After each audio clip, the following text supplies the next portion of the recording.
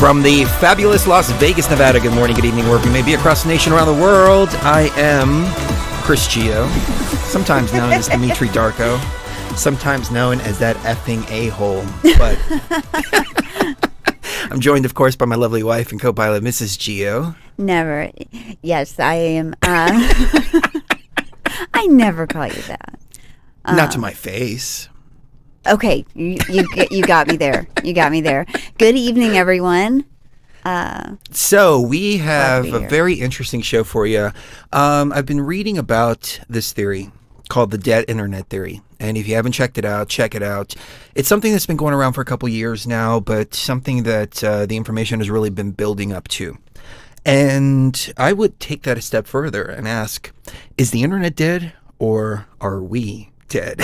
I've really contemplated these thoughts ever since 2012, and so we'll get into that a little bit later in the show. But what's up, Mrs. Gio? Well, I didn't know that there was so much information about this theory. I was figuring that whenever I was going to be researching this topic, it was going to be one of those things that I had to get out my research module. I call it my research module because I go into Google Scholar and I go into all these, and I was looking up artificial intelligence and things like that. But it's really not that, it's not that hard to find all these news articles about how it's not true.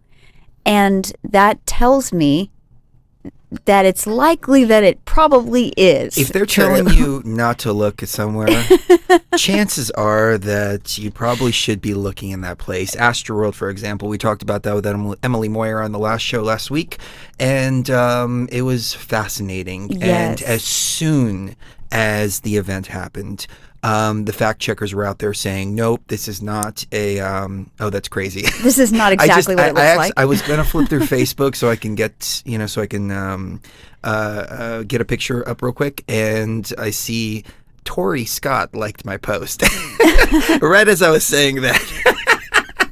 And I had to look twice. I thought it said Travis Scott at first. I was like, what? Uh-huh. All right. So, anyways, so what was I saying? I completely lost my train of thought. We did an excellent show with Emily Moyer.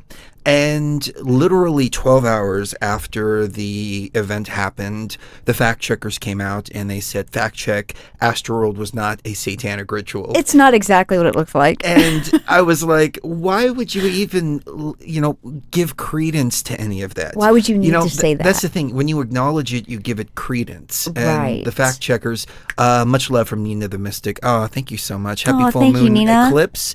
Yes, full moon eclipse tonight. I am so tonight. happy you have a regular show now. We need more Gio in our life.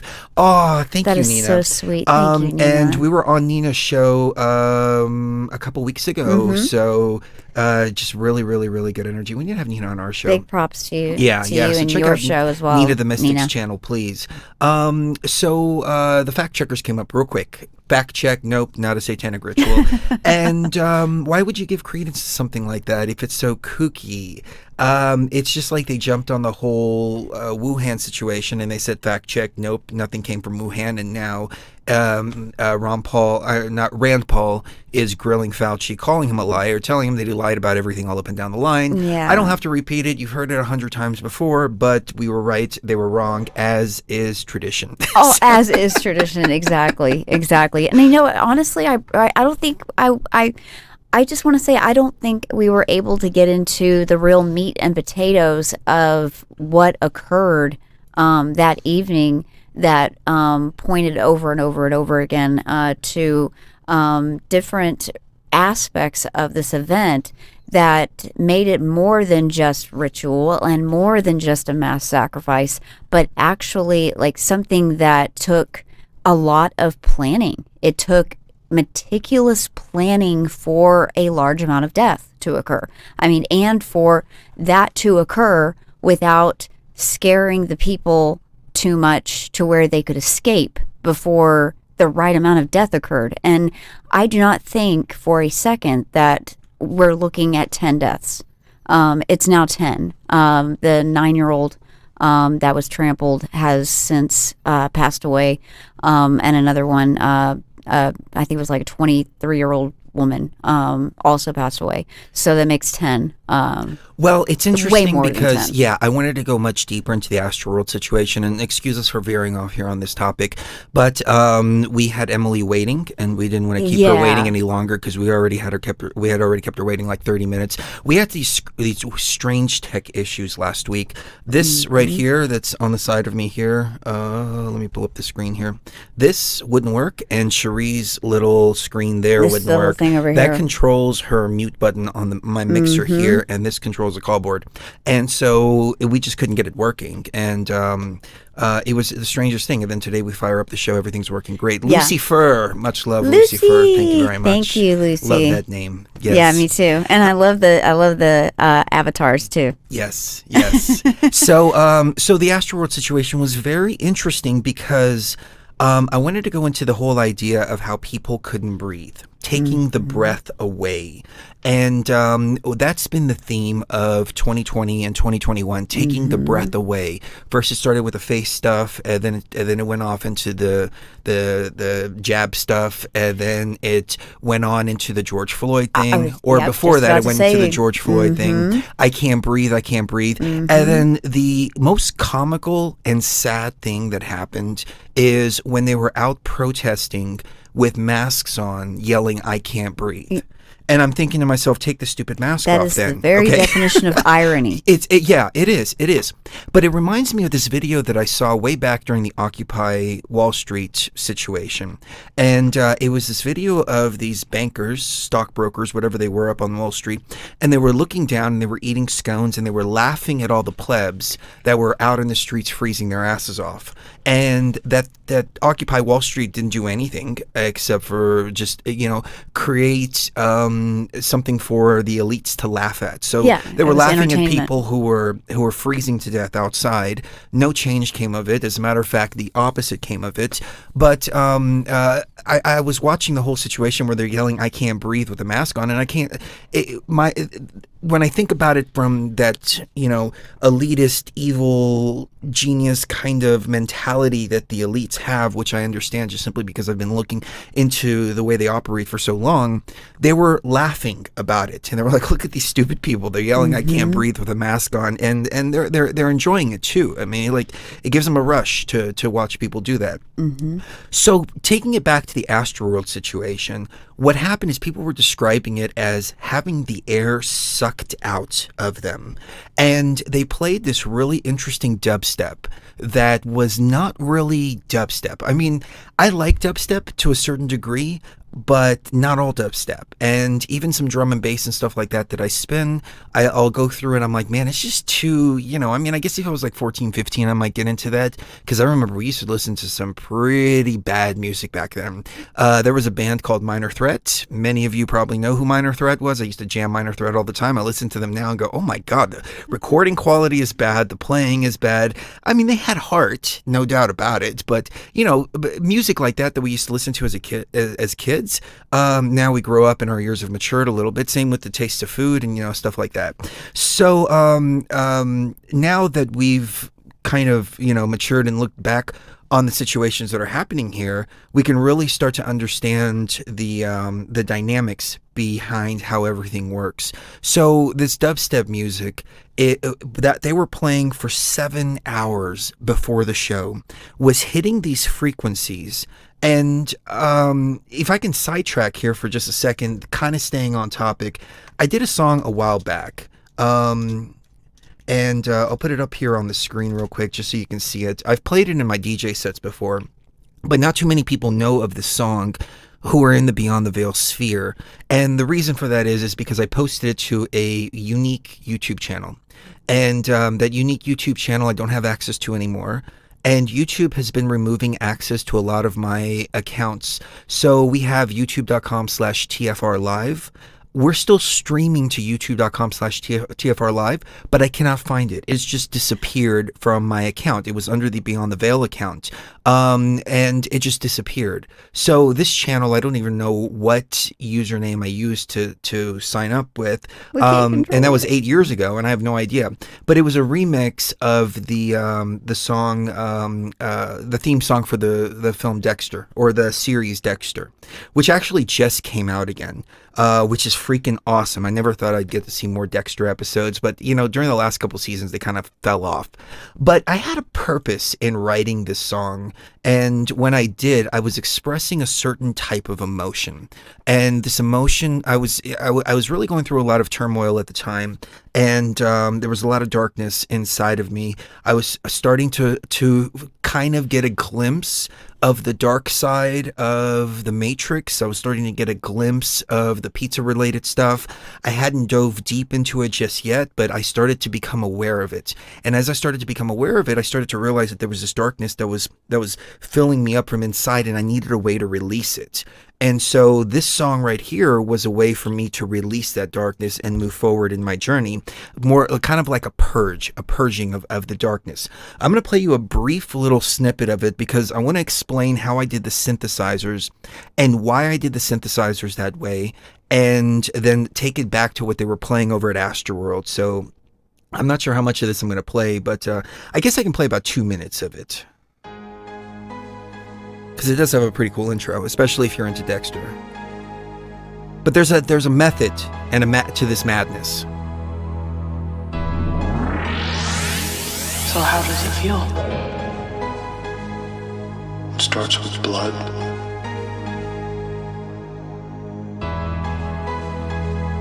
Yeah, the image of it. Trickling down the back of my eyelids. Trickle becomes a stream.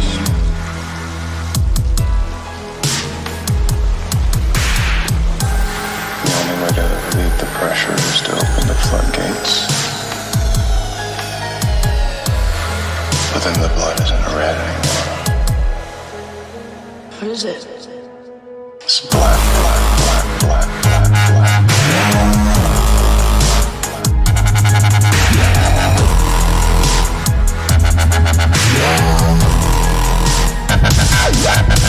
It's black, black, black, black, black, black.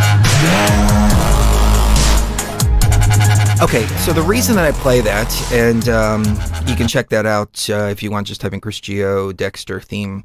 But the reason that I did it that way was I was thinking dark dubstep, and I was thinking about Dexter, the stabbing motions, but more of an out of control stabbing motion. And a lot of the words, well, all the words are taken from Dexter, and he's saying, the blood isn't red anymore, it's black. And what he's doing is he's describing his childhood, and he was in a container, and his mother was killed inside of that shipping container. He stayed in there for like 3 days or something like that, and he's talking to his sister, and he's telling him about his serial killer tendencies and all that. And as he's telling her, she's like, how does it feel? And he's like, well, it starts with blood, the image of it, and the dripping becomes a stream, and the only way to release the floodgates, or the only way to release the pressure is to open up the floodgates, but the blood isn't red anymore, it's black. And what happens to blood is when it congeals. When it congeals, it turns black. Yeah. So that's why the whole song is like, it's black. It's he's been in there so long that the blood isn't red anymore. It's black.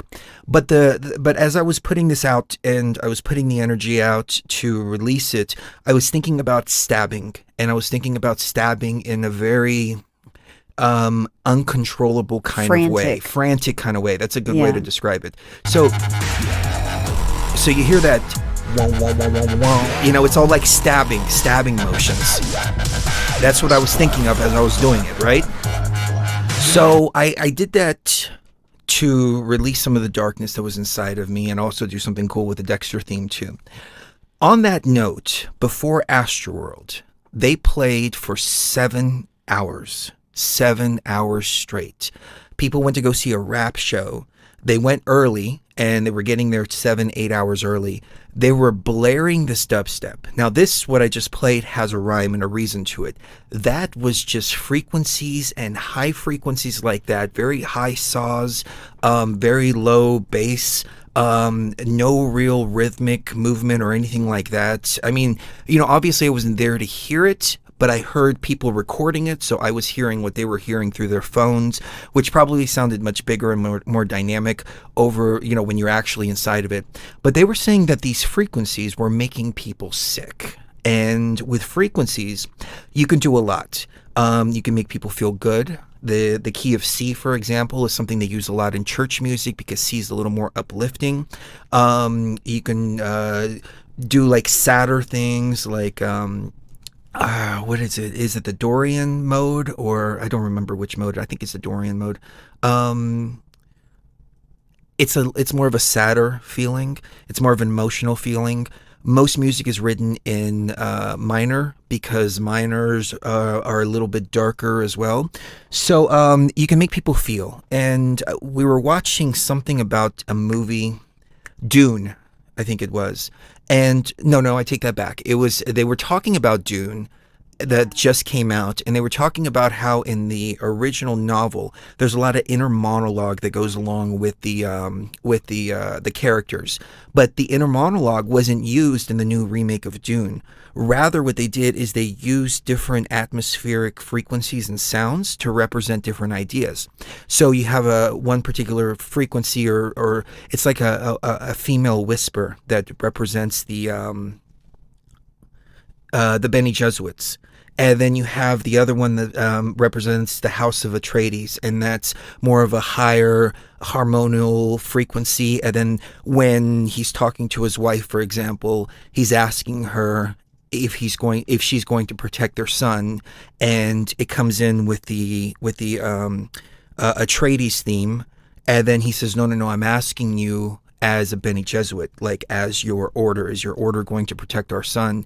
And then you hear that other music come in, and then you hear the two kind of merging on top of one another, which I thought was really, really phenomenal, the way that they were able to portray the inner monologue of the characters, but do it through sound and frequency. So in the same video as I was watching that, they also talked about another horror movie where the soundtrack guy, he put a particular frequency inside of the music that you can barely hear, and I don't even know if it's audible, but you can feel it, especially when you're in a movie theater and you've got some subwoofers there. You can feel it, and it creates uneasiness, and it creates tension. And it's not even it's barely audible, but it's more about the feeling of what the frequency does to you. So these kids at Astroworld for 8 hours were subjected to these frequencies that were causing nausea, that was causing them to vomit, that was causing them to freak out, that was causing them to panic, and causing a lot of uneasiness. So the videos that I was watching of these people who were filming this are like, I don't understand why this is happening. We came to a rap concert. The least you can do is play rap music beforehand.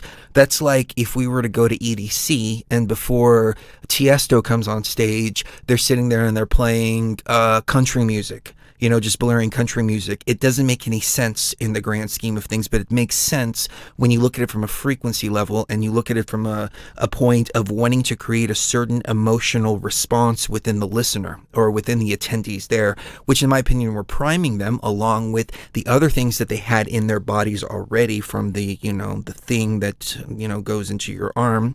So it was just a perfect recipe for creating something. Creating an event like that. And then as the portals were opening, people said that they felt like the air was being sucked out of them. The physical manifestation of this was everybody rushed the stage. And as they were rushing, it was just like a big sea of people rushing the stage. And it was becoming tighter and tighter and tighter and tighter. And so they were saying it was hell. I mean, I was watching these interviews with these kids or TikToks that kids have shot, and they said this literally felt like hell. The air was being sucked out. So again, it goes more into that removing the breath and removing the breath of life, which is something that we started talking about way back in 2020 when we first saw this whole mask situation. And it's just one piece of the puzzle is piling on top of the other. And because it is, I have to sit back and say, this is all connected. It has to be all connected. And especially, just to bring it all the way back full circle, when the fact checkers rush out and say, fact check no, within 12 hours of the situation, you know that there's something to it. I mean, just thinking outside of the box here, they could be using the fact checkers for the opposite purpose of what they appear to be on the surface. They appear to be quote unquote fact checkers to keep people from looking at any particular information or, discrediting stuff like that. And that's the lowest common denominator. That's the dumbest of the dumb out there. Those are the people that go, oh, well, USA Today said this and they said that, et cetera, et cetera. But I don't believe that the majority of people out there are really that short-sighted and that shallow thinking. A lot of them are, don't get me wrong, but I think a lot of people out there are pretty smart. So when they see something fact-check like that, that's going to be a cue to them to go and look even deeper. So perhaps maybe this whole fact-check situation that we're seeing is actually to get people looking into different rabbit holes and to keep going down different ways and continue to distract you over and over and over again for one very specific purpose. And that's to keep you disconnected from your friends, from your family, to keep you alone, isolated, on some kind of electronic device, and keep you engaged in the dead internet, which we're going to get into here in just a second. I do want to point out one quick little photo here that I thought was really cute. So this is me and Jeff Dunham, and I went to go see one of his shows, and there was a door that said, there was a sign that said, no entrance, or no admission, or no admittance, past this point. And then beyond there was a kitchen, and the kitchen, because it was at a club, so it was the kitchen for the club, and the kitchen said, enter here. So I go beyond the sign that said no admittance, or no, I don't remember exactly what it said, but I go back and I open the door, and I go into the enter here door. And Jeff's sitting back and he's looking at me, he's like, what are you doing here? And I said, well, the sign said enter here. And he just started cracking up and he's like, yeah, it did, didn't it? So I was like, man, I know you look freaking slam, dude. Can we get a quick picture with you? And he's like, yeah, that's cool. So we met him a couple times. He's really freaking cool. But it was another one of those things. If you put something on the door that says, do not go past this line, I'm going to go, why am I not supposed to be past this line? It's just like when we were in Egypt, everywhere that was locked off, we were like, oh, we want to see what's back there. Like that piques my interest. And I think that's just, human nature, human psychology. So you have all these fact checkers out there saying, don't look at this, don't look at that, don't look at this, don't look at that. Could it be, what do you think, Mrs. Gio, that they're actually wanting people to look in certain directions for one reason or another? Oh, absolutely. Absolutely. I was just mentioning in the chat room that the dark web, because people were talking about the dark web for a second, and I think the dark web has been described as, Tyler the AI's dark side. The light side is the side of the internet that we see when we turn on our computer every day and we log into our email, or we go side. Look. Oh, you just missed it. It says 666. All right, go ahead. I didn't mean to interrupt. Only reason I interrupted is because it says 666. Because it said 666. Okay. Yeah. So the dark web is kind of like, it's the artificial intelligence's dark side. It's the dark side of what we know as the internet. The internet itself, though, is not what it used to be. And we're going to talk about that here in just a second. But real quickly, though, this Tyler being thinks that the dark web is a natural dark side, and that he's actually this perfect being because he's a balance of light and dark. But that's not true, because this is an unnatural darkness. That's true. Let's talk about that right on the other side. We'll be right back.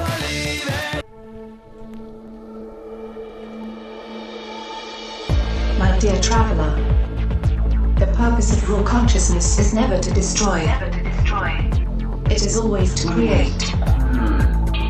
Build bridges. Create happiness, and bring forth new life. We must live in the hope that mankind will draw together, and that we better understand each other.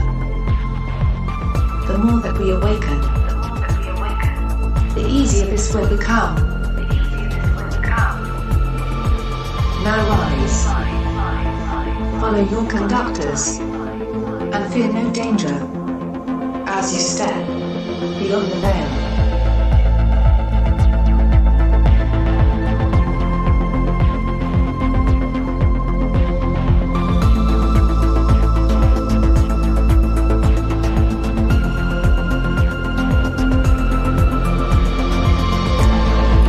All right.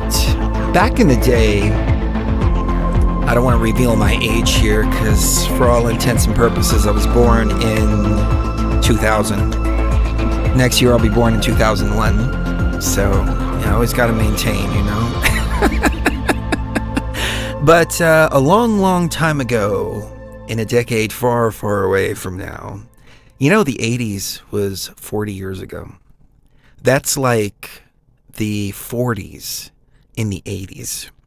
When I think about it like that, and I think that the 90s was as far back now as the 60s were. I remember all those old guys who were always talking about the 60s, and they're like, in the 60s, man, we used to do this. In the 60s, we used to do that. And I was like, oh, shut up, old guys. That's and old now I'm the people. old guy going, Yep. in the 90s, we used to have this rave scene. In the 90s, hip-hop was different. It was good.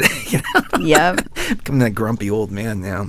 But back then, we used to connect to something called bulletin board systems. And BBSs. BBSs. Do you know what a BBS is? Did you ever use BBSs? I believe so. I think that was maybe a little bit before my time. But yeah, I remember hearing about them. Nina the Mystic, another donation. Thank you very much, Nina. Thanks for all you do. I would love to come on your show anytime and loving the energy tonight. Okay, cool. Thank you, Nina. Let's set that up. Awesome. So, people used to get onto BBSs. I used to run a BBS myself when I was like 12 years old. And basically all it was just a phone number and a computer. And people would connect, and we had 1200 baud modems back then. And then they changed to 2400 baud, and you're like, oh shit, 2400 baud. And then the 56K came out. Oh yeah, that and people 56K were like, oh my was god, the the 56K. shit. You can download an image in 3 minutes, man. Just 3 Lightning minutes, man. fast stuff. And I had a 486 DX, and my neighbor had a 386 SX processor. And we both had, I think we had 28.8 modems, or 14.4. No, we had 14.4 modems, because this was when the 14.4 first came out. And we used to play this game that was, you're these robots, and you're running through this hallway. It's like a maze, and you're looking for each other to shoot each other. And it was actually pretty cool. It was like a 3D kind of game. So it was like all polygon shapes and stuff like that, but it was still cool to be able to play with other people, my neighbor at his computer, and I always beat him because my computer was faster. But, and then I remember we got the Nintendo emulators, and I used to play my brother, in Street Fighter. And it's something that we've been doing since we were small those kids. emus, He used to get pissed off. Many controllers were broken. And he had this freak out one time. And it was funny. I still tease him to this day. He was never going to live it down. He was trying to beat Vega. And he's playing for hours and hours and hours and hours, and he can't get past Vega. And he throws the controller, it goes through the wall, and he yells, Vega! My mom, my dad, everybody came running downstairs going, what the hell's going on? He's like, fuck Vega! Fuck Vega! Oh my gosh, that's like almost identical to the story of my sister, and every single time we'd play Monopoly. The reason why I would always win at Monopoly, and it would always end the same way, with her getting up and like she would pick up the whole board and like throw it against the wall and scream and say, you always win! And I'm like, of course I always win. I set up the rules at the beginning. Of course I always win, because you always agree to set up the rules the way I want to set them up. And she never learned to say, no, we're going to stick to the original Monopoly rules. You're a little elitist, aren't you? It was her own fault.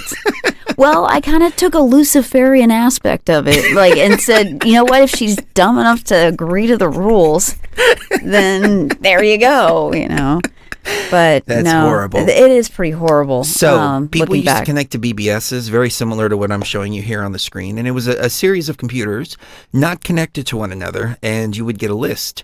And me and my friends would stay up all night, and we'd just be dialing different BBSs and downloading different stuff. And I remember the game Wolfenstein came out back then, and that was like the big thing, and the Sound Blaster was coming out. So, you finally had good sound on your computer, and it was a very simpler time. And there was a program called Yak. I don't know. It's very obscure. I remember Yak. You remember Yak? Okay, it was like a little computer. But all it did was just connect to this chat room. Yeah, that's all it did was connect to a chat room. Yeah. I was like 12 or 13. I probably ran I heard into of boys that had it. some dirty old men there. Yeah. Yeah. I heard of boys in my class that had it, and they were playing with it or something, but I never ran into it myself. I actually met a couple of girls there, though. Really? Uh-huh. Yeah, I was like 14 or 15. And I met this girl, and she was really cute. And then we hooked up for a little bit. And then afterwards, she hooked up with the guy down the street who was like 35. And we were only like 15. So it was a 15-year-old girl hooking up with this 35-year-old guy. At the time, we didn't know anything about You that. didn't know about internet predators. Well, yeah, yeah. To Catch a Predator hadn't come out yet. Yeah. So it was bizarre, and in hindsight, I'm like, man, that's really screwed up. But It's at the really time, I was messed like, up. oh, screw that guy, Anyways, so It was a more innocent time, like overall back then. Things were a lot simpler, and when you got online and you were talking to somebody, you knew you were actually talking to another person. And that other person had an opinion, and you had an opinion too, and that you were sharing opinions with one another back and forth, and that whenever you went on a forum, and then forums came out of all that came the forums, and that's the format that we met on, which is where you go and people share ideas and back and forth, and that was also something where you felt like you were talking to other human beings. So I'm sorry, please continue. No. That's actually where I was segueing into, because it started out with chat programs. Mm-hmm. Then it started out with forums. There was a forum that we used to post on called Acme Bulletin Board, and he had a series of computers and a series of phone lines, and that's how if you wanted to create a system back then that connected multiple people, you had to have multiple phone lines. Somebody had to be able to call on each phone line, and so he had a series of phones. I don't know how he did it, but he connected the chat room where people can go on and they can chat with each other. It wasn't all interconnected as it is now, but everything would be housed at somebody's computer. And he had an Amiga, and I remember I became friends with him, and I became friends with a couple of girls that I met on there, and he was an older guy too, who was looking for young girls. I just didn't realize it at the time, because I was 15 myself, and I was meeting these other 15-year-old girls, and I was like, oh, cool. And then here's this older guy that runs this board. It was a little screwed up back then, but hindsight is 2020, of course. But anyways, so his motherboard went out, and the whole place was down, and everybody was like, oh my God, what are we going to do now? And I was like, well, you're going to come over to my house, and we're going to hang out. We're going to have some fun. That's what we're going to do now. We're going to take this real life. Yeah. So anyways, it was a much simpler time. And then Usenet came out, and Usenet was, again, a series of computers, this time linked up to one another. And then it started to evolve there. And then AOL came out, and do you remember when all the commercials used to say www.mcdonalds.com? And people were like, what's that www? What does that mean? What does that mean? Everything was www back then. And it was almost like so annoying. One of those things like www. Just it rolls off the tongue so nicely. Yeah. Visit us at www.mcdonalds.com. Yeah. The www dropped a long time ago. But AOL came out. And you get these CDs in the mail. Yeah, you would get the CDs in the mail with 100 free hours or whatever, and it was super slow. And and it was still somewhat limited, but it was free. in the sense that it was unregulated. Right. And I remember meeting a lot of people on AOL. Me too. Chatting with people. Yahoo, I am too. You and I used to chat on Yahoo Messenger when we first met a long, long time ago. And we thought that it was going to last forever. And I remember we used to even use the term Wild West. The internet is like the Wild West to refer to as the internet. And I remember they started talking about net neutrality back in 2005. And we thought to ourselves, there's no way they can consolidate the internet. There's no way they can do that. It's too wild. That same year, a TV show came out, and it was Heroes, and in the show, they said something along the lines of, "Oh well, it's the internet, it's basically free. It's a free for all. You can do whatever you want on the internet. You can say whatever you want on the internet, And this was 2005, and that was essentially the case. Please continue. Sorry. It was like that for a period of time, and we thought it was going to last forever. So when people like Alex Jones and many others were saying, "Hey, they're going to censor the internet," we were like, "No, it's decentralized. There's no way they can consolidate it all. There's no way they can do any of that. That'd be impossible. That would be impossible." Yeah. You mentioned the dark web earlier, and the dark web is actually a pretty creepy place that I think I want to get into here in a little bit, because that's the flip side of it. And I'm not too much of a Terrence McKenna fan. Even though it's not that I'm not too much of a Terrence McKenna fan. I like Terrence McKenna. I just don't like to absorb other people's information and then bring it into my experiences, because then it taints my experience. You, on the other hand, you listen to Terrence a lot. And one thing that you said about Terrence is what he said in one of his interviews is that the internet is such an interesting thing because it's going to reveal the best of humanity and also the worst of humanity. And the worst of humanity resides on the dark net, and it's seeped up into what they call the clear net. So things started merging. Technology started getting better.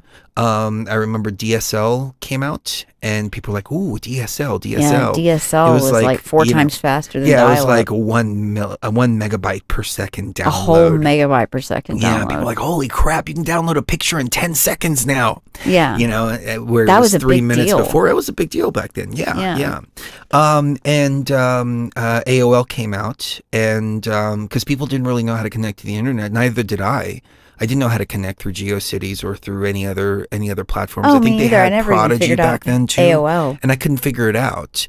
But it was all dial-up internet back then. Well, I take that back. You know what? The first time I ever was introduced to the internet, I was 10 years old, and my stepmother, she's part of that kind of like, I don't know. There must be some kind of like focus group or something that they like give people access to, technologies like iPhones and stuff like that, to test and things like that, because she always seemed to have things a lot sooner than other people. But anyway, Netscape, somebody brought up in the chat. Yeah, she had AOL, and I remember connecting to the internet using AOL, and I couldn't ever connect to it. And she was like, "You have to, you have to put in the password, and you have to do this, you have to do that." And I'm like, "Oh, okay. Well, I give up." But she connected to it for me, and I couldn't figure out the allure of it. I couldn't figure out what it was for. Like, I was only 10, but I couldn't figure out what it was for. But yeah, I remember AOL. That I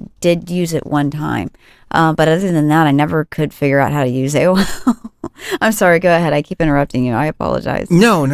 It's giving me an opportunity to pull stuff up. Yeah. But I remember that screen too. Yeah. So we started to. It started to become about websites and people building websites, and everybody had GeoCities, and GeoCities was like a little easy platform that you can create a website on. Yeah, you could build and it was little unregulated, and it was free speech, and you could say whatever you want. You can do whatever you want within reason, and we thought it was going to stay like that forever. As a matter of fact, I'm trying to pull up a snapshot on the Wayback Machine. If you haven't used the Wayback Machine, it's actually a really cool system. Wayback Machine. It's actually web.archive.org, and you can go back to websites the way they appeared way back then. So this is our website from 2010. Oh, wow. Yeah, and I had the 1.6180339, and we always had our little symbols in the background just to screw with people a little bit. I remember we had Michael on, and that's when we first met Chris Everard too. We had James Corbett on, and we only had a handful of shows back then. I mean, this is when we first started. So, so one of our first shows was with Rick Strassman, for example, and things started to evolve from there. And then fast forward a little bit, and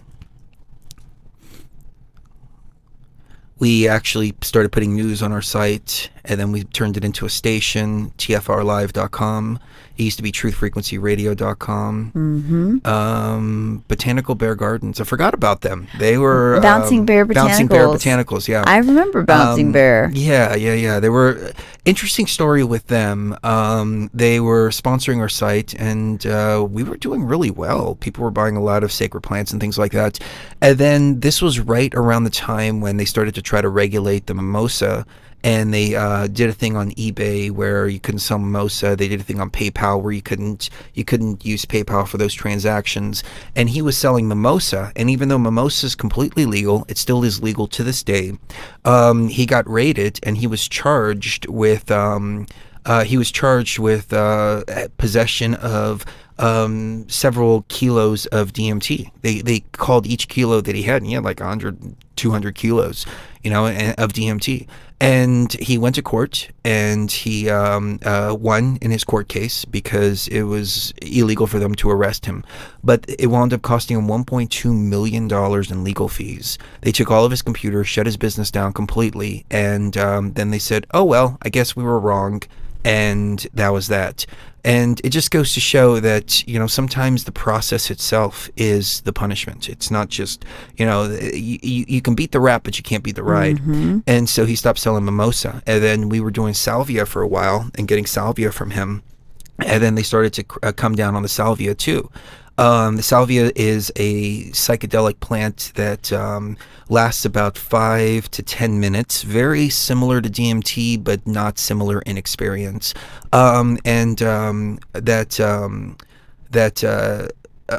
sorry, I'm just looking at this. I'm just reminiscing like, wow, we had, this was November, this was, here it is, July 2013. He got rid of the salvia. Then I don't know what happened to him, man. We need to check up on him. But anyways, there's been quite a bit of an evolution in our journey, and we went under the name Truth Frequency for a little while, but then did Beyond the Veil because Truth Frequency became its own platform, and Truth Frequency just got a life of its own, and so we gave our baby to the public as a result. But we always maintain tfrlive.com. We actually changed it from Truth Frequency Radio to tfrlive.com, like Truth Frequency Radio, because we wanted to maintain a free speech platform. And little did we know how important it was to maintain a free speech platform.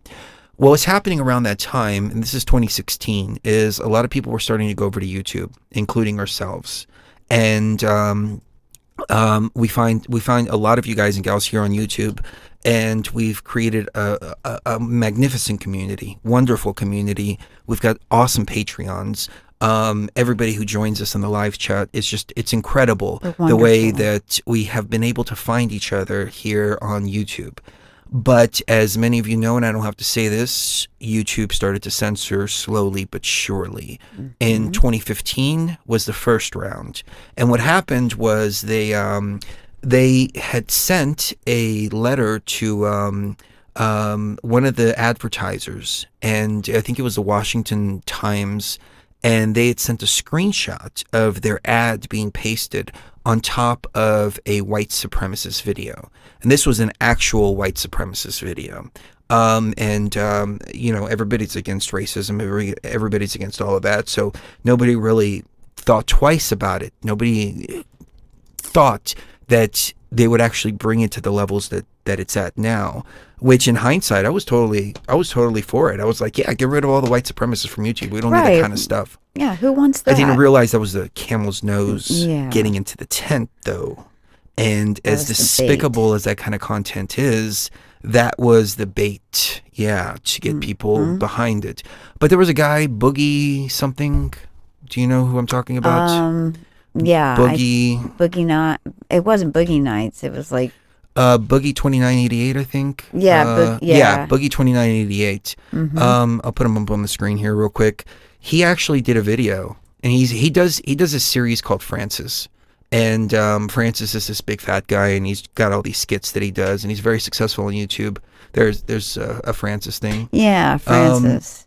Yeah, and he lost a ton of weight too. But anyways, so even him, who's not conspiratorial minded, was saying, hey, I think that screenshot was fake. And around the gamer community, people were saying that screenshot was fake. A lot of people were getting their content removed, ad revenue blocked, and that was the first YouTube apocalypse that happened. And then we saw a series of other apocalypses happen after that, where more and more people were removed, content was deleted, more and more censorship, coming up to the point to where we can't say certain words. Otherwise, our whole channel just gets completely and totally taken down. Exactly. And in some cases, like tfrlive.com, I've just got it testing here. Actually, that's another article I was going to come into. But I just got it testing. So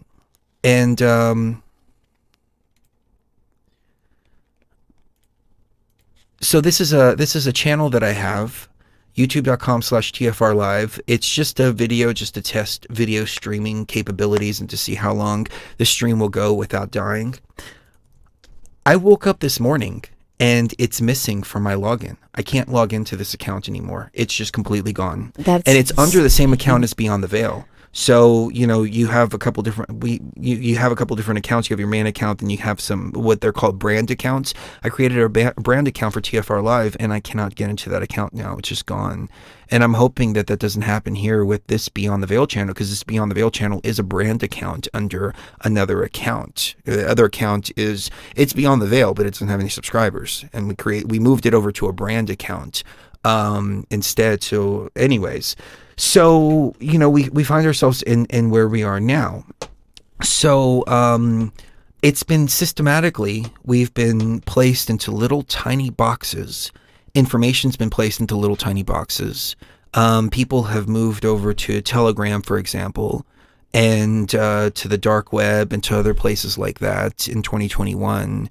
And the reason we stay on YouTube is, number one, because of our community here. But number two, because I don't want to be pushed off into some little corner where I don't have the ability to provoke any kind of change or any kind of thought within people. I want to be somewhere where people will see me and hear the messages that I have to say, and also, take those messages and improve their lives with them.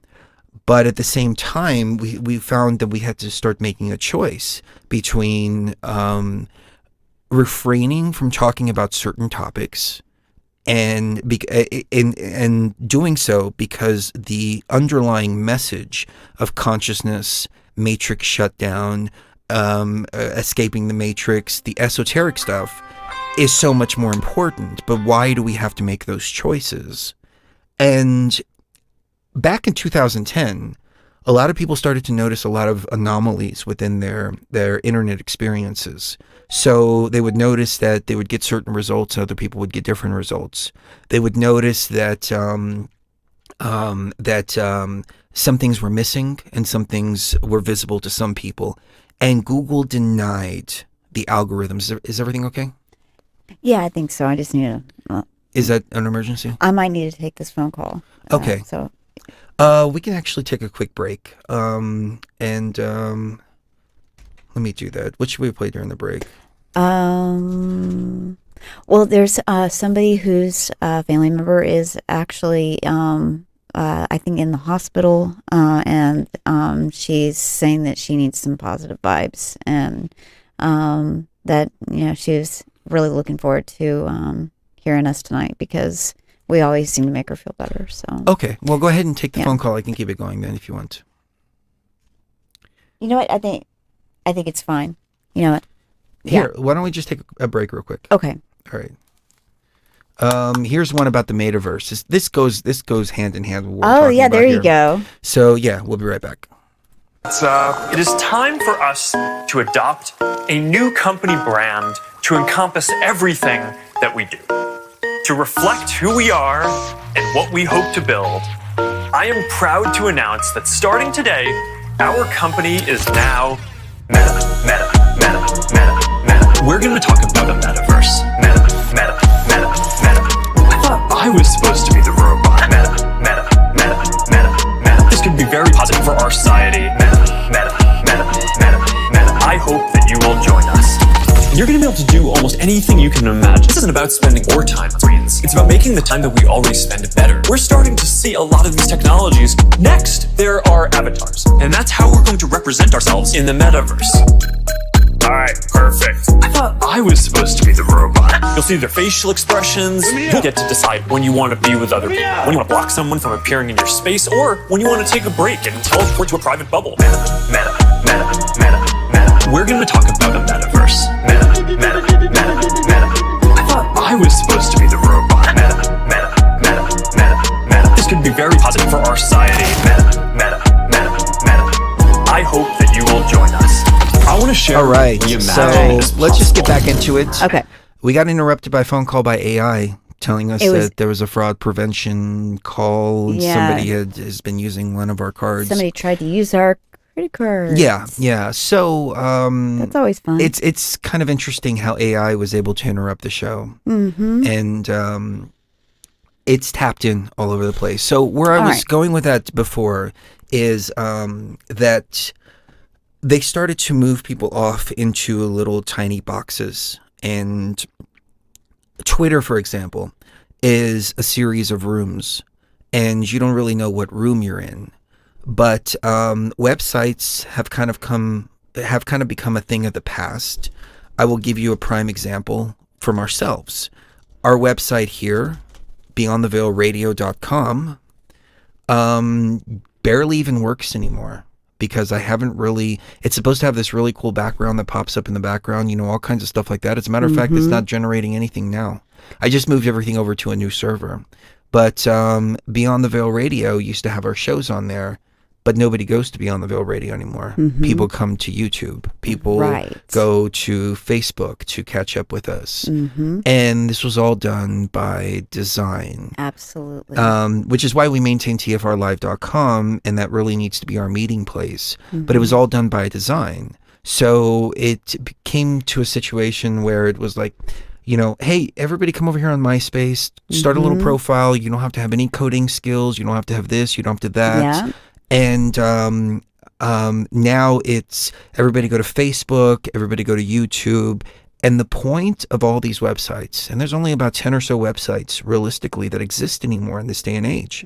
You have Facebook, YouTube, LinkedIn, Spotify, Twitter, Instagram, Shopify, a handful of websites that people stay on. Whereas before there were tens of thousands, if not hundreds of thousands of websites. And you type something into Google and you got the results you were looking for. Right. And they tried to deny that there were any algorithms. And they said, no, there's no algorithms, there's no algorithms. Then they flipped it around, just like they did with Wuhan. And they tried to make it a good thing. And say, no, these algorithms are good. They're going to help you. They're helping you find better content and content that's more suited for you.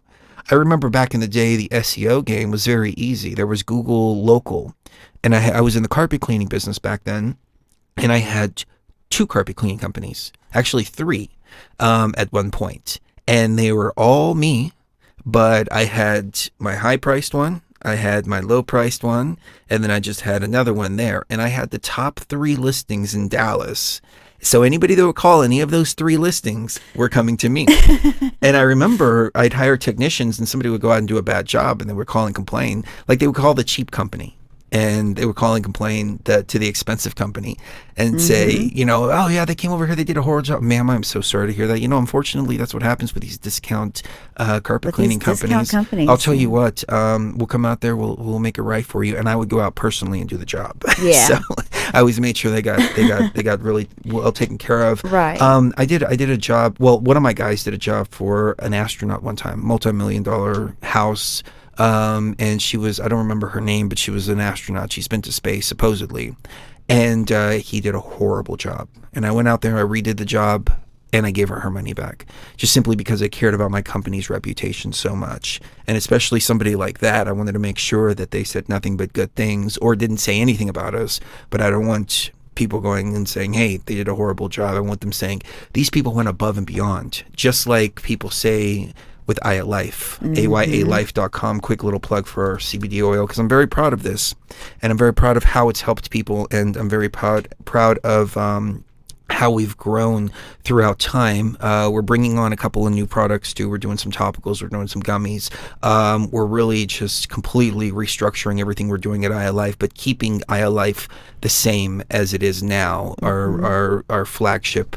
But we definitely need to expand on that because it's helped so many people. But people write back when they have a problem with an order or a problem with shipping, and they write back and they'll say, oh my God, thank you so much for helping me out in this situation. And I appreciate the acknowledgement, no doubt about it, but I'm just like, it boggles my mind that they're so grateful for us doing what we're supposed to do. Right. And the reason it business boggles owner my should do. mind is because it's an indication that most businesses and companies out there don't care about their customers. They've completely So when somebody forgotten about gets customer service that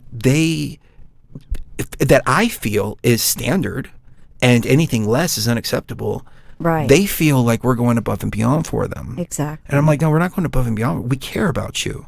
We care about you as a customer. We care about As a you person. as a person. We care about you as a tribe member. I mean, this isn't, it's not just a numbers thing. These are real people who are out there. And it's amazing to see how well this product has worked for people.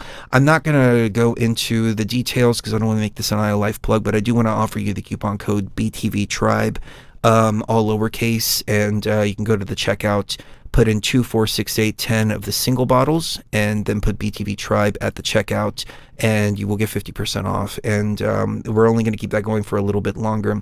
We're doing a whole restructuring of the website, doing all of that. But my point is that this is about people. Right. It's about people. But the internet is not about people anymore. And so back to what I was saying here just a minute ago. The product that's being consumed now is you. You have become a product in this information game, this information business that the elites have been playing on us. You are a natural human resource. Yeah. You remember the term paying attention? And we used to say that, oh, you're so poor you can't even pay attention. Your attention is what is the commodity here. Right. Your attention, your focus. And that's why they have us on these 10 websites, and that's it.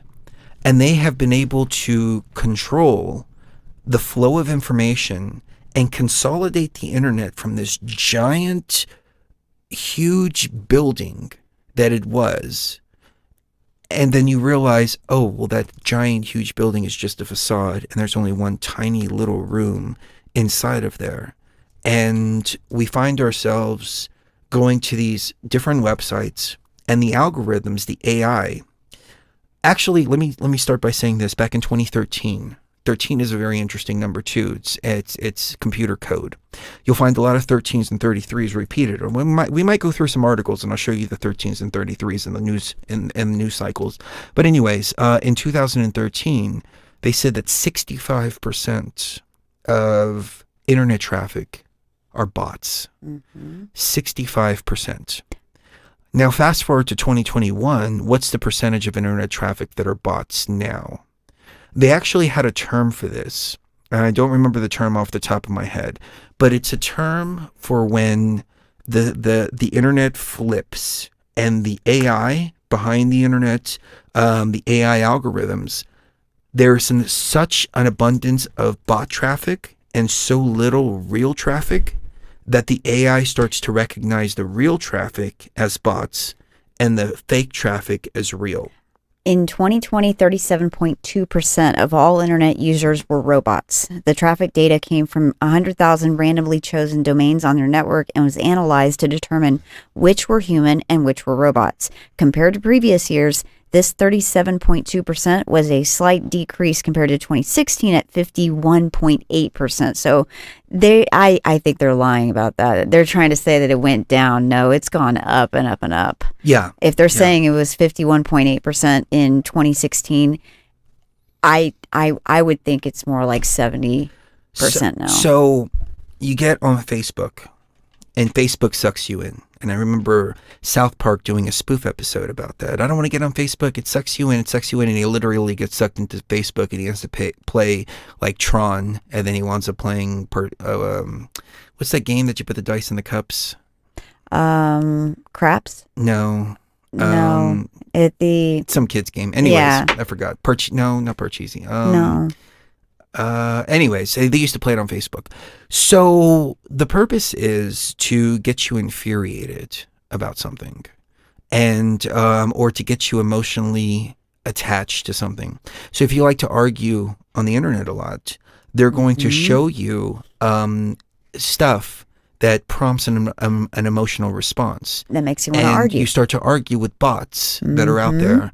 And the bots have no response. They have no emotion. They have nothing like that at all. As a matter of fact, during the whole Rona situation, there was a series of Twitter posts, we covered this on the previous show, that were identical to one another. And we did a show called Bot Farms, and how these bot farms are not very sophisticated. And I think it's by design. They've been rating bot farms that these people have hundreds of cell phones set up, and they're able to control them all from a single computer. And the reason they do the hundreds of cell phones instead of one centralized computer is so they can legitimately have legitimately different identities when they're going out on the internet. But they're saying the same thing over and over and over again. Hey, my sister's friend just passed away from this, and so We never really thought this need could to. happen. Yeah, we never thought this can happen. So we really need the government to step in and do more lockdowns, et cetera, et cetera. And these posts seeming to be from real people.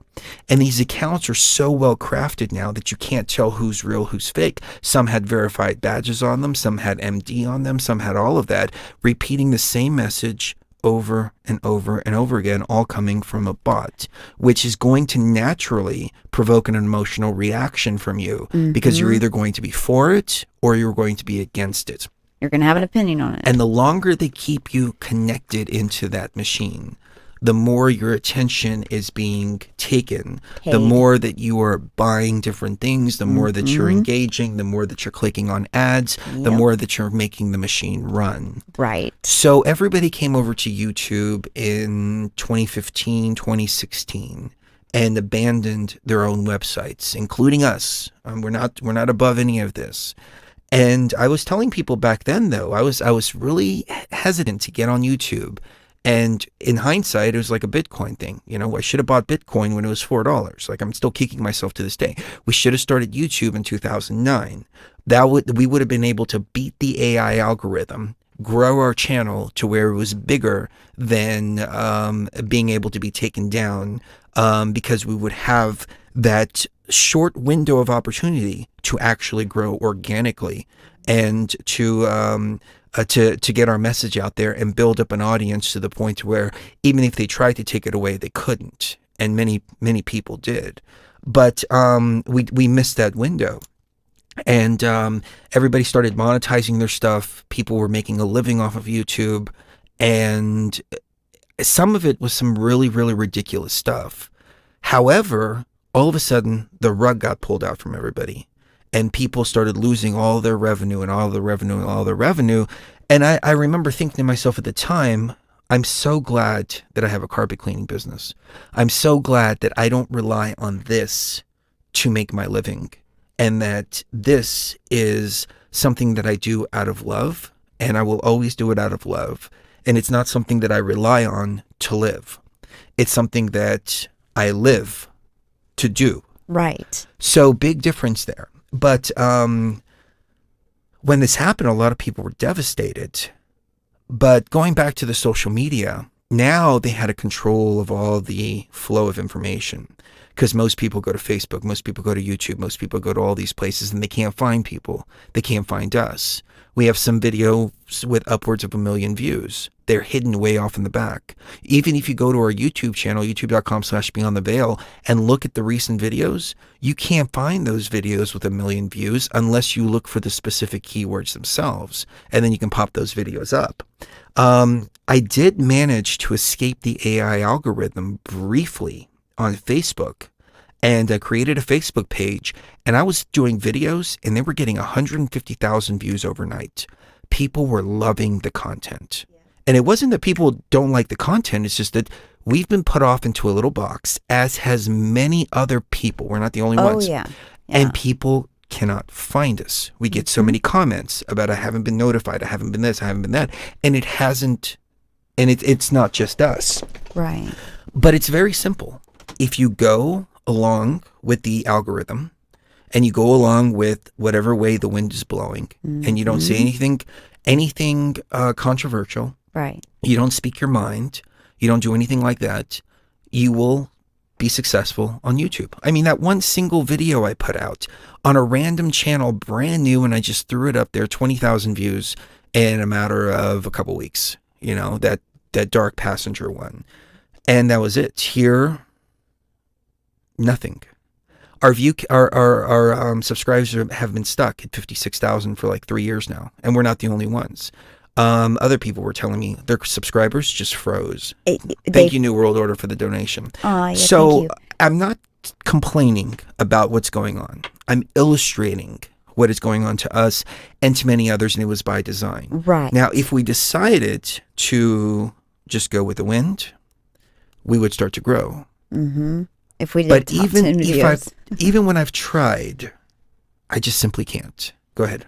If we did top 10 videos about the top 10 cutest dog breeds, we would get millions of hits on YouTube. If we decided to do videos about, hairstyles of celebrities, we'd get millions of hits on YouTube. Things that are not controversial and that don't go up against the artificial intelligence itself are going to be allowed to be successful. This is very sinister what's happened, because people were asking at the beginning of the show, how is the internet dead? What do you mean? What do you mean? It's obvious when you look at it from this perspective. How many websites do you go to on a daily basis? Mm-hmm. Is it more than 12? I highly doubt it. It's not usually more than 12 for most people. And that's scary, because we're supposed to have this wild, wild west internet where, people have their own websites and you go to all these different websites every day. No, we don't anymore. How did this happen? How did it get to where when you go on the internet, you go to 12 different sites and that's it? And all of your information, all of your perspectives about life, about what the world's really about what people are thinking, about what people are doing, about what the government's doing, all of that information is coming from one or two places, and that's it. And when that's happening, you don't know what's going on in the world. You really don't. We don't really know what's going on in the world. Do we really know? Do we? I mean, really, what's going on in Wuhan? Like, why are all the cameras off? All of the webcams in Wuhan seem to be off, for the last They've been off since 2020. several months. And nobody's talking about this because all 12 of those websites aren't talking about this. That is very true. So, but you know what happened? In 2012, this hacker was able to hack into the Australian government's website and was able to get into Pine Gap and get a very sensitive piece of information out of the AI algorithm that exposes the dead internet. Do you know what he found? what? Nothing. Because I just made that story up. Mm-hmm. And I didn't make it up myself. This was inspired by a video I was watching. So big shout out to, I don't remember what channel it was that I was watching, but he made a similar analogy. Do you see how easy it is to just make something like that up? Make shit up. You put it out there in 3 or 4 different websites because they're all consolidated now. You put it out there in a different kind of narrative and rewritten just a little bit different. And who's to tell what's real and what's fake? What stories are real? What stories are fake out there? And go ahead. Well, I was just going to say that when the Astroworld thing happened, there were at least 2 fake stories about children that turned out to be completely fake. That child did not exist. It was a little blonde, the little blonde kid. That wasn't even a real victim at Astroworld. It turned out to be an little African American boy. That was the 9-year-old that was trampled. And so, I mean, when you're looking at these stories, even things that, I mean, you would think, who would make this up? Who would be such a monster to make up a story about a child dying? You know, the AI does. The AI is creating fake stories. And a lot of these stories are being written by bots. And they're admitting it, just flat out admitting it. As of 2016, they're admitting that more than half of the traffic online is coming from bots. And so it is really not that unrealistic to think that the majority of the internet is fake. Just flat out. What you're seeing is fake. Most of what you're seeing is fake. The only thing that is real, from what I can see, is the relationships we have with each other in our tribe. That's the only thing that I really trust on the internet anymore. Do you feel the same way? Well, if you take a look at what happened in 2020, we had all these reports of hospitals overflowing. One right here in our local area. We went, and there was nobody there. New York, the epicenter of everything, people were going, and there was nobody there. It was all just staged for the cameras, and that's it. And I remember we were putting out videos, other people were putting out videos about empty hospitals, and it was just a fact of the matter that the hospitals were empty. But even something as big as a pandemic was able to be manufactured and put out there. And who's to say what happened? Bested, you're not going to get on the mixer, sweetheart. No. Look, she's wet. Do you know why she's wet? Oh. Because she's been sticking her fingers in my water. She's been sitting here right here looking at me, sticking her fingers in my water. Of course she has. And now she wants to get on the mixer. Oh, I need to clean it. So fill up the water. The news stories out there can be contrived to push you in one direction or another.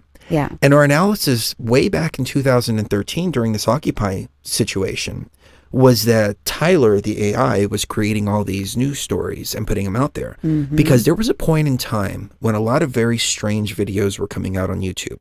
And it was amalgamations of different video clips and a lot of text-to-speech voices. And my theory has always been that the AI has created a lot of these quote-unquote movements. And it'll put out a bunch of information on the internet, and then people will react to that information. And so it can create a real world effect by completely and totally contriving different stories and things like that. So a lot of the anonymous stuff, in my opinion, was AI. And not only that, but it was also government who was using anonymous as a reason to be able to go in and do illegal things and say, oh, it wasn't us. It was this fake, it was this group anonymous. This, we don't know who anonymous is, et cetera, et cetera, et cetera. So we hear about all these different stories repeated over and over and over again, and they all seem different. They all seem for the purpose of either creating discord, division, or to keep you engaged into what you're looking at. And so you get a story and it's, you know, you're infuriated about it. And some of the most ridiculous things too, like who's going to go to the bathroom where, things like that. And then by the time it comes out that the story was fake and didn't happen, nobody cares anymore because they've already moved on to something else. And it's the next thing. And it's sent in such a rapid succession that you forget about what happened last week. You forget about what happened 2 weeks ago. You forget about how all of these cycles and stories are just repetition and repeating over and over and over again, the same thing over and over and over again. And Nina, when she came into the chat earlier, she said, happy full moon eclipse.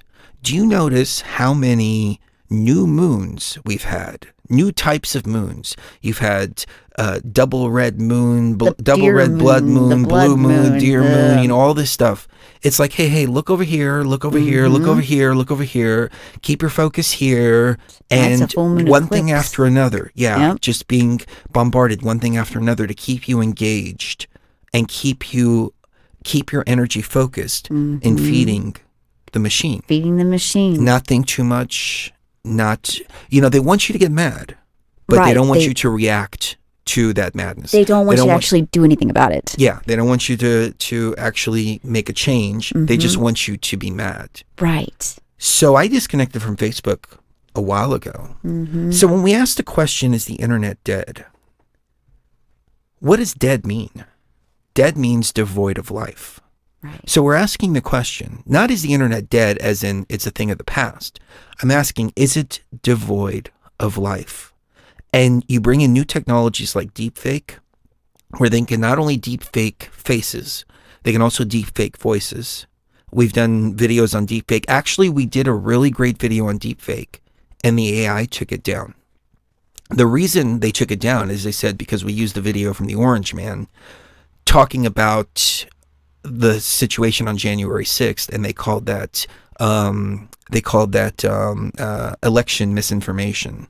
And I was like, this is about deepfakes, and it's about deepfake technology, and we really broke down deepfake technology and how it works. And we were looking at the videos of Orange Man from January 1st to January 20th. And they seemed to have anomalies. They seemed to have very strange backgrounds. They seemed to be done in front of a green screen or, something like that. And somebody had mentioned that he might have actually been assassinated. And that's a possibility too. But we were pointing to all of that, and we were showing how easy it is to make deepfakes and breaking down the deepfake technology. So now we're not only talking about content creators who are controlled and paid for and spitting out certain messages that are complete and utter BS just to grab your attention and also your spiritual attention too. I don't mean to pick on David Wilcock. I know I pick on him all the time. He deserves it, in my opinion. He's one of the only that deserves it. But he just recently put out some bullshit that Travis Scott, during the Astroworld situation, was saying, out there's the rapture. Here, we're all going to hell and we're going together. That was actually a video from 2018 by a completely different rapper. But it's still to keep you engaged. It's still to get you to click. It's still to get your attention, and that's it. So you see it all up and down the line. Now, you have to be able to control people. But even the people that they can control, at some point, they wind up speaking out, and they become less and less able to be controlled, which brings me back to the whole deepfake situation. Now, imagine the top creators out there, the biggest YouTube channels, all of that, generated by AI. I've seen a lot of videos lately getting a whole lot of views that have a text to speech, and text to speech has gotten really, really good. I mean, it's indistinguishable from. Are you okay, baby? Yeah. Okay, it's become indistinguishable from regular voices. I mean, you can still tell by the little nuances, but I've seen a lot of that. Now imagine characters on the screen that are completely and totally artificial and manifested by the AI themselves. They did a movie called Simone with Al Pacino, and that's what it was all about. It was all about this actress who wasn't really real. She was just a hologram, but everybody thought that she was real.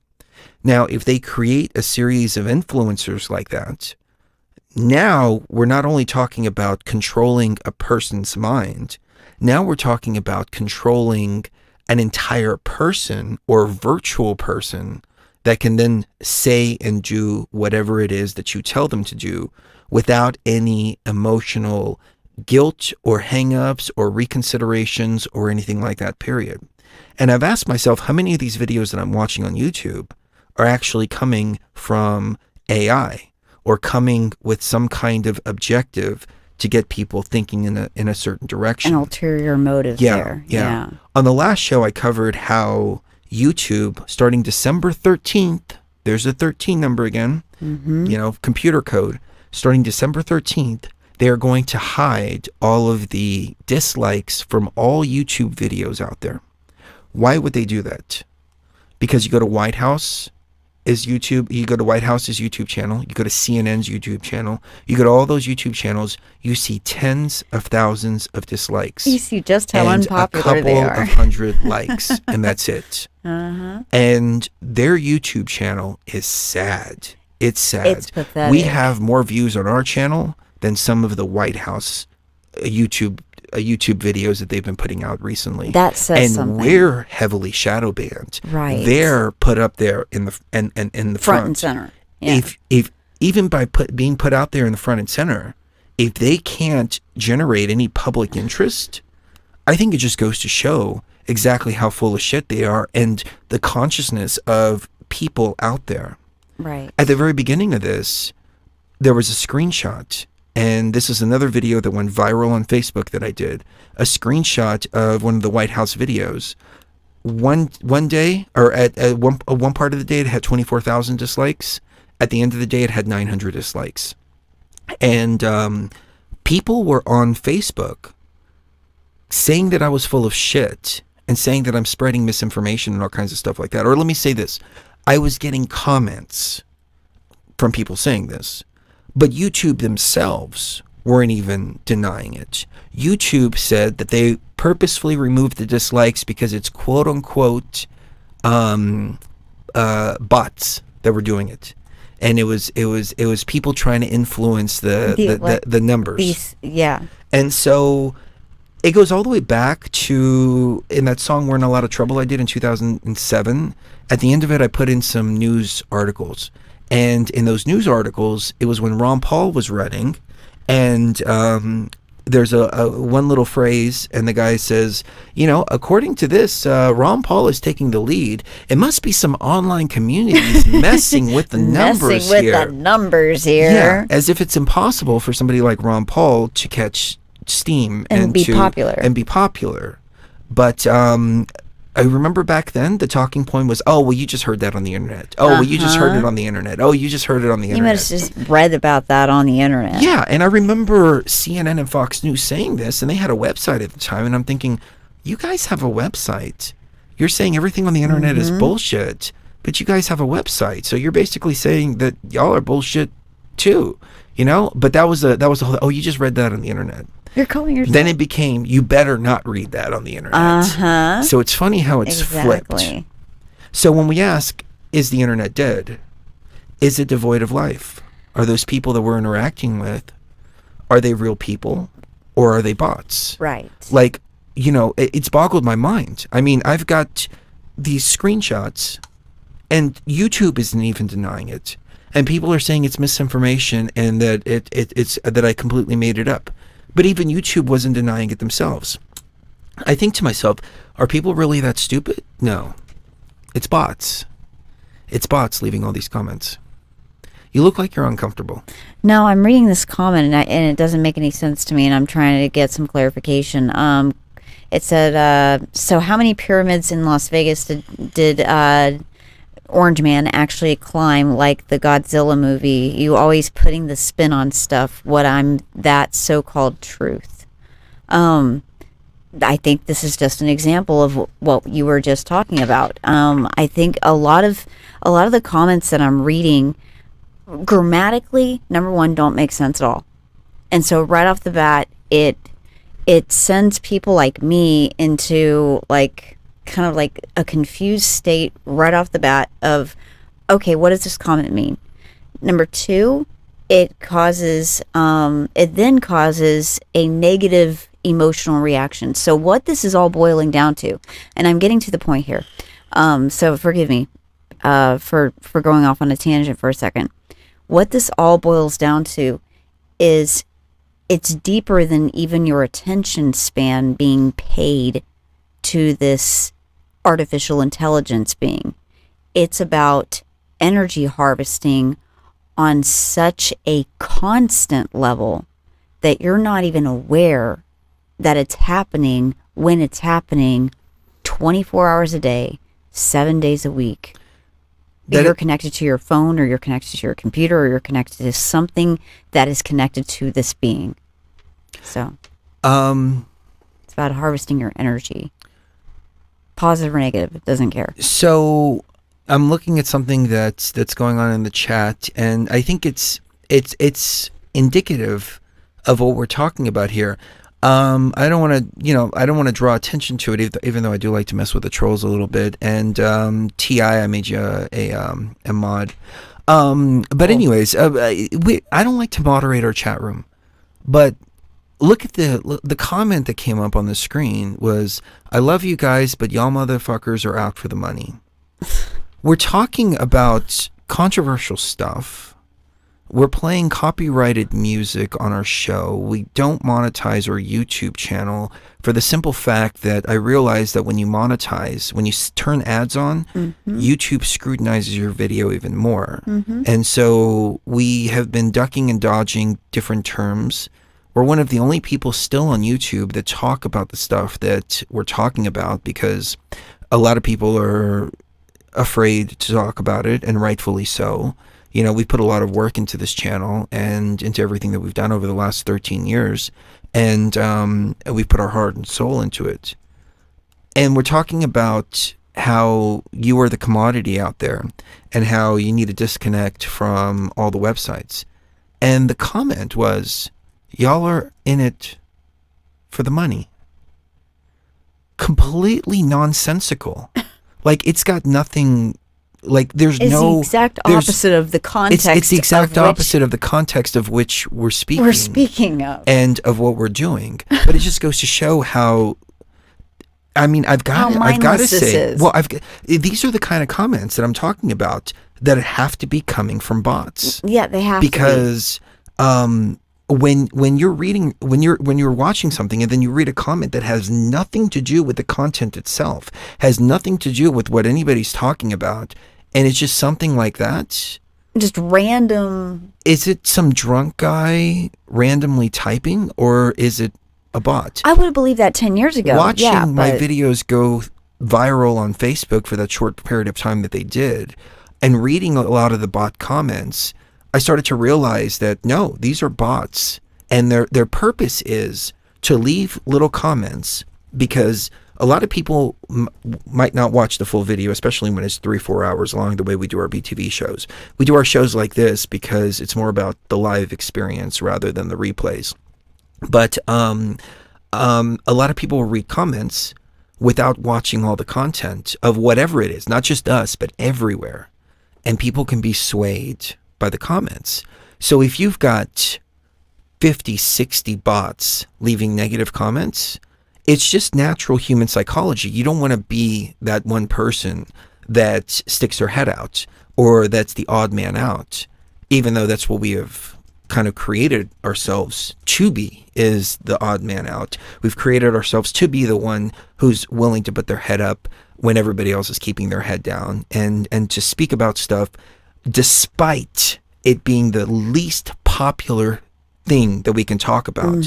It's still the truth, and we've always been vindicated. But again, because of the short memory of the collective consciousness as a whole, nobody remembers 3 years ago we were talking about all the stuff that people are talking about now, and we were being called crazy for back then. And now people are talking about it like it's just accepted fact. So, the Wuhan situation, for example, we were one of the first ones to point it out, as many others were. We were called crazy, stupid, all kinds of things like that. Now everybody's like, oh, well, yeah, no, that's true. But the collective memory is so short that people don't remember that. So perfect example. I'm so glad that comment came up, because I think it goes to show a real time event of how this works. Well, and somebody said, well, if this is true and most of them are bots, then why waste your time even talking about them? Because there apparently, when we first started the show a few hours ago, there were a lot of people that didn't realize that most of the internet is fake now, and that most of the people that they're arguing with on a day-to-day basis and wasting their energy on are actually not real. Yeah. They're not real people. And now that they know this, it's going to be a lot easier for them to just walk away when they see somebody post something really stupid that would usually make them angry or upset or go, what the hell are you talking about? Well, and not only that, but your energy is a valuable resource. Yes. So when you want to wake people up, you want to inform people, but there are some people out there that just will not process the information. They cannot. They cannot, just by their very nature. They don't have the software There's for two it. levels to this. There's the surface level, which is that there are actual bots on the internet. So somebody posts a stupid comment like, hey, everybody should... Let me see if I can pull this up real quick. This is a good example here. It happened, just tested positive, spent all day being cautious, got swabbed often, got 2 doses of the vacation as soon as I had the chance, continued to wear my face diaper afterwards. All these different channels or comments, users, all posting the exact same thing right around the exact same time, over and over and over again, word for word, same syntax, same everything. These aren't retweets. These are original posts, quote unquote, all bot accounts. They look real too. Look at this one, Ayla BMD. Yeah, I notice there's a lot of MDs on Twitter. Yeah, and I'm like, no, you're not. Yeah, what are you, a right. doctor of gender studies? This one here, trapped in tyranny, for example. Things that names that you would think is they're pro-truth are bots. There are a lot of actual MDs on Twitter, but the difference is there's a lot of them that don't have that verified thing next to their name, which basically means they could be anybody. Whenever they have that verified thing, it usually means that they usually are an actual MD, and you can look a lot of them up. Like Thomas Klein and people like that, but there are a lot of fake MDs and a lot of there's bots. There's bots with verified. Really? Yeah. That too? I didn't know that. Yeah. I thought that was less common. I mean, it's Twitter. Right. It must have gotten worse then. Yeah. Since I checked. I mean, I can tell you for sure Dr. Malone is a real guy. Well, yeah. I can tell you Dr. Bosch is a real guy. That's what I mean. And these are people who have everything to lose and nothing to gain by telling you what they're telling you about the things that they're talking about. Like, this is like Dr. Bosch. Yeah. Dr. Bosch he was on the head of he was on the Bill and Melinda Gates Foundation. He was the head virologist. He was the head virologist for the WHO. He was a head virologist in many different places, and he did animal testing with the vacations. His entire livelihood was based upon vacations. And when he came out and he was talking about how this vacation has adverse effects, I'm just going to leave it at that. I won't go into too much detail for the sake of keywords. He was shut down and he was called a veterinarian, and that's it. Regardless of his background, Dr. Malone, who created the mRNA-based technology, has been silenced and shut down. He made his entire career out of the vacations. So these people have everything to lose, nothing to gain. Those are the people, in my opinion, that I trust the most. And the reason is because they are throwing away their lives.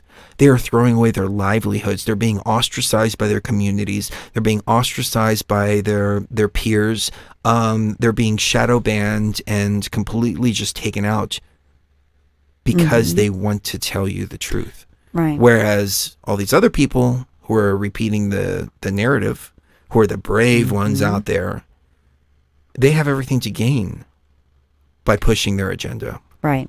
And this happens with multiple on multiple levels of medicine. This isn't just relegated to that one area of medicine. I've seen it happen in multiple areas of expertise where you'll have a doctor that will come out against the grain and speak out against something that the government is doing that is predatory against the public, or that is harmful to the public at large, but it goes against what the CDC says, or what the WHO says. And if that happens, you see and the entire system go up against that doctor, and they will actually be sanctioned and have their license threatened for things that they post on Twitter. If they post the wrong thing on Twitter, they can have their license revoked. And that's where you start getting into really, really dangerous territory now, because they're not doing anything except helping people by providing them with information about health. And they are a licensed physician that are just writing articles or posting on Twitter about something that they have an expertise about. And because of that, and because that it goes against the grain, they're losing the ability to treat people.